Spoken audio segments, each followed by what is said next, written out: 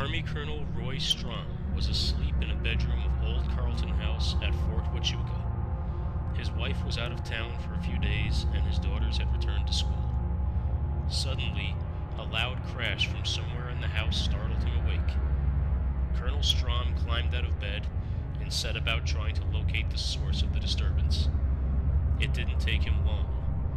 In a daughter's now vacant room, he found an oriental jewelry box face down in the middle of the floor. The lacquered box's 5 drawers were still closed. When he picked it up, the drawers and their contents spilled out onto the floor. Colonel Strom was puzzled. The jewelry box, which he had bought for his daughters during a tour of duty in the Far East, had been sitting on a fireplace mantel a half-dozen feet from where he found it lying on the floor. How did it get there? It would have been impossible for it to have slid off and landed where he found it. To this day, Colonel Strom, from 1980 to 1982, the deputy commander of the U.S. Army Intelligence Center and School at Fort Huachuca, calls it the most puzzling incident during his stay at the post's haunted Carleton House. Built as the post hospital in 1880, Carleton House performed that role for only a few years before being turned into housing quarters for officers, an officers' mess, post headquarters, a cafe, and then a schoolhouse. In more recent years, the house has been the residence of the hospital commander or other officers assigned to the base.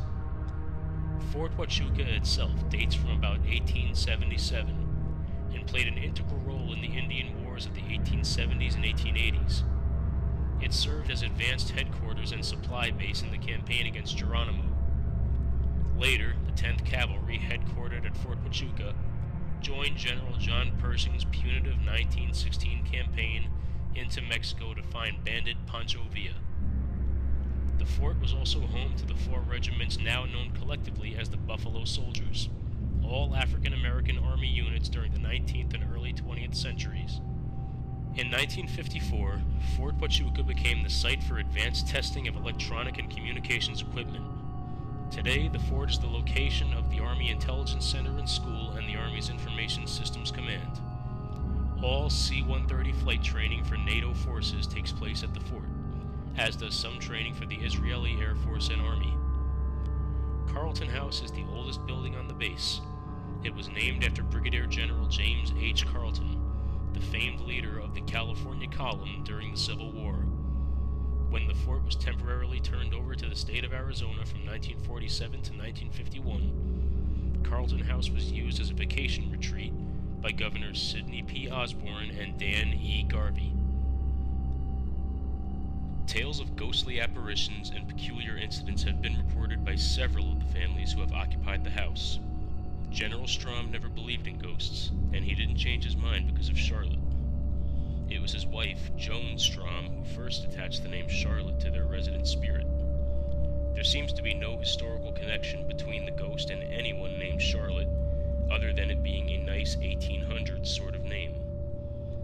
Mrs. Strom wanted to be able to call the ghost by name, particularly on those occasions when the family wanted to blame somebody for mischievous activities in the house. And most people who have observed the haunting believe there is a distinctly feminine quality about the spirit. On the very first day the Strom family moved in, the house's reputation was impressed upon them. Several local men were hired to help the moving company unload furniture. One worker in particular seemed jittery. He would carry boxes only to the front door before setting them down. His cohorts were upset with his seeming laziness. "I'm just not going in there," he told them. "That house is haunted." On that same day, the Stroms piled boxes in what had been the hospital's morgue, now a bedroom a few steps below the level of the house. Sometime that evening, all the boxes were torn open and the contents strewn about the room.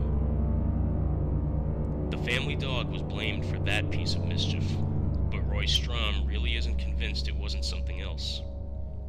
A day or so later, Strom was home alone when the doorbell rang. He answered, but no one was outside. 20 minutes later, the bell rang again. This time he checked all 4 entrances to the house, each with a doorbell, but again didn't find anyone. A few minutes later, the doorbell buzzed again. Strom figured it might be some kids pulling a prank. so he raced around the house trying to catch whoever was out there. Again unsuccessful, Strom arrived at his own solution a half hour later when the bell rang once more.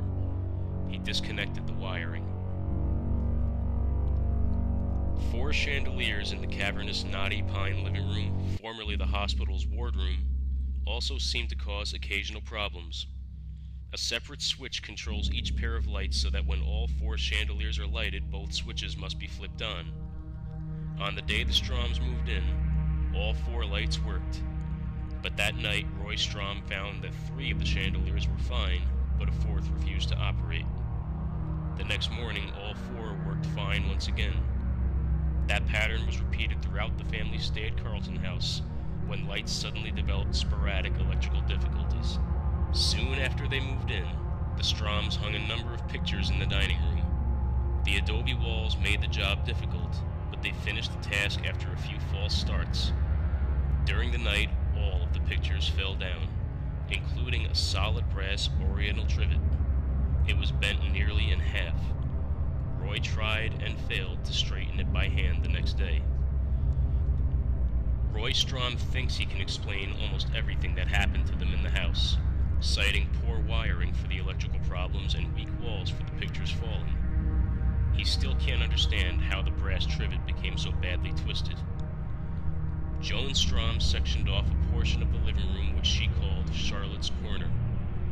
The area is perceptibly colder than the rest of the house, which Roy says is caused by its being too close to a stairwell, and the chandelier overhead has always refused to work at night. Joan thought the ghost was that of a woman who died when the house was a hospital in the 1880s. The woman may have died in childbirth, along with her newborn child.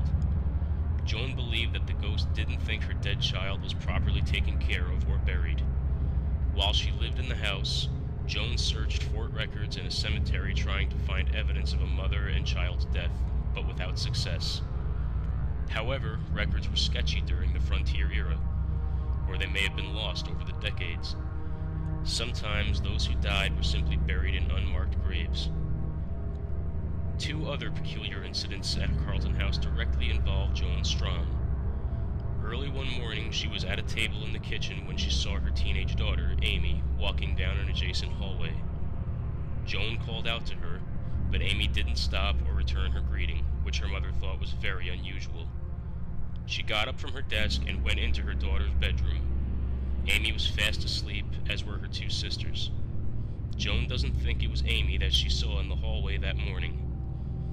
One of the eeriest experiences of Joan's life, according to Roy Strom, took place one afternoon as she carried freshly washed linen to a bathroom closet. A swirling miasma, a kind of whitish fog, enveloped her. Joan said it wasn't hot or cold, dark or damp. It didn't feel like anything, she reported. Although the legend of the Carleton House haunting has been around for many years, only a few people, perhaps including Joan Strom, have reported seeing the ghost. One of the first sightings involves the 10-year-old son of a neighbor family who had been sent to deliver a message to the Koenigs, residents of Carleton House before Roy and Joan Strom. The boy didn't know that the house's front door was actually located at the side. Instead, he went up the front steps and knocked. He later told his parents that Margaret Koenig walked right down the hall toward him but ignored his raps. She had blonde hair and wore a long dressing gown. Puzzled by Mrs. Koenig's actions, the boy's mother later telephoned. Mrs. Koenig insisted she and her family had only just recently returned home. No one had been in the house at the time of the boy's visit. He insisted that a woman had been in the hallway of Carleton House. One of Margaret Koenig's teenage daughters may also have seen Charlotte's ghost. Nancy Koenig had been out late on a date. Earlier that evening, the mother had asked her to check in when she returned home. Nancy got home, went into the paneled living room, and saw her mother standing at the edge of the hallway. Mom? Home? She then went to bed. The next morning, Mrs. Koenig scolded her daughter for not letting her know when she got home. Nancy insisted she had and described how she had seen her mother in the hall. It was Charlotte that Nancy may have seen. Colonel Warren Todd, his wife Nancy, and their 2 sons lived in Carleton House for several years until 1988. If the Stroms took a somewhat lighthearted view of the house's ghostly reputation, Colonel and Mrs. Todd became reluctant believers that the story of Charlotte may have been something more than a story for the faint of heart. Warren Todd was the post's hospital commander. He is a pediatrician and mechanical engineer. He likes to look at things and try to make sense out of them. Within a month of the family's moving in, Dr. Todd's belief in rational explanations for all events was tested. Something happened to the hot water heater. The unit was located in a small room under the house, reachable through a door near the front steps. He got a key, went into the room, and walked about 10 feet before thinking that he didn't like it in there at all. He never got to the hot water heater. I guess you could say he was psyched out. That room, he says, was the only place that he's never wanted to go into. Nothing really happened. He just said that if he didn't have to go in there, he wasn't going to. Dr. Todd said his sense of dread upon entering the isolated cellar was palpable. According to several psychics who contacted Dr. Todd after the incident was publicized, the little child that Charlotte is said to be looking for may have been buried in that room. 2 key events while the Todds lived at Carleton House convinced them that something else could have been in the house. The first occurred at about 3:30 one morning while Dr. Todd studied particularly late for a course in Health Services Administration he was taking at the University of Arizona. He sat in the kitchen. The door going into the dining room was shut. A voice seemed to come from behind the door. Said, "Father, Father." Dr. Todd jerked his head toward the sound, concerned that his 6-year-old son wanted something.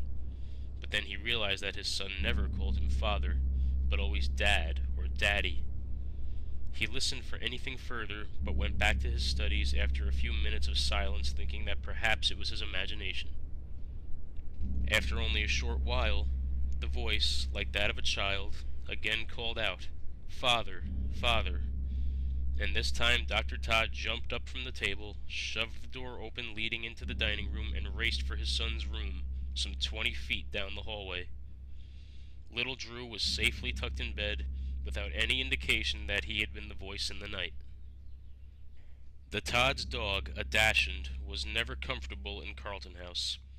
He seemed to have a sixth sense that another creature roamed the place, unseen. Nancy Todd says, "His hackles would go up for no reason at all. We would be in the TV room and he would go racing down the hallway, barking all the time. He dug a hole in the rug at one particular spot in the hallway. There was something about that area he didn't like at all. We finally had to put chicken wire over that part of the carpet. This went on for the entire time we had the dog, not just for a few days. He would quiet down for a few hours and then be back at it. There was never anything any of us could see, smell, or hear that would cause him to do that. In the TV room, I definitely got the feeling that somebody was standing there or walking near me." Interestingly, Nancy Todd didn't feel uncomfortable in the house. "I was always very secure, even though I don't particularly like being alone. It never felt eerie, and I never wished that I didn't live there." Nancy also heard a peculiar voice in the house. "I was out on the porch very early one morning, about 5, and I heard something. I looked out to see if a jogger or walker was going by, but I couldn't see anyone. The only way I could describe what I heard was that it was something like a computer voice, sort of mechanical sounding. It seemed to be saying something like, 'Sleep, sleep.'" Her stepson lived with the family during their stay at Fort Huachuca and reported another strange encounter. The boy's bedroom was the one in the lower level, the former hospital morgue. "He had to cross the front-paneled living room, the one with Charlotte's corner, in order to get to his room. Well, he had fallen asleep in the TV room and was going back to his bedroom through the living room when he looked to his left and saw a dress. There wasn't anybody connected to it, just a long dress that seemed to be standing all by itself. The boy ran down the steps and waited for something more to happen, but nothing did, according to Nancy Todd. The next morning, he drew a picture of what he had seen: a light-colored gown with ruffled edges around the sleeves and hemline, just the type of dress a young woman on the Arizona frontier in the 1880s might have worn. Charlotte's corner of the Todd's living room contained a rocking chair with a baby doll on it. No one ever used the chair. Mrs. Todd thought the chair and doll might help out the ghost on those lonely nights when the search for her baby seemed particularly hopeless. Charlotte is like a young puppy dog. She would never do anything with a lot of people in the house. For his part, Warren Todd doesn't disbelieve in ghosts as much as he once did. He actually wanted to meet Charlotte, hoping that he could talk to her and find out what she wanted. If it had not been for that one early morning episode with the child's voice and the dog's strange behavior, he would have said it was a cute story, but that's all. As a medical doctor and engineer, he would have to say that Carleton House is worthy of inspection by parapsychologists.